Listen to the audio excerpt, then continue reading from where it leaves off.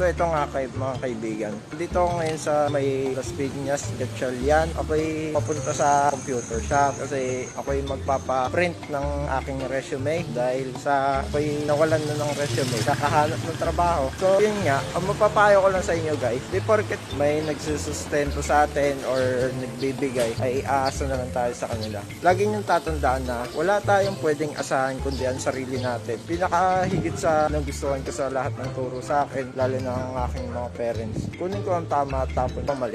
And by the way guys, ito yung aking kauna-unahang vlog na gagawin. Naway ako'y inyong suportahan sa mga kakilala ko diyan. Sorry kung nabubulol ako kasi medyo nakakaya. Kasi syempre lalakad ka, may hawak ka ng camera. Kung ano yung sasabihin mo, pero okay lang yan. Kung gusto nyo naman, kung meron kayo talagang pangarap sa buhay, sikapin nyo. Huwag nyong kaya yung ibang tao mag-down sa'yo or kung anumang ano mo. Basta kung alam mo ikakabuti mo, go for it.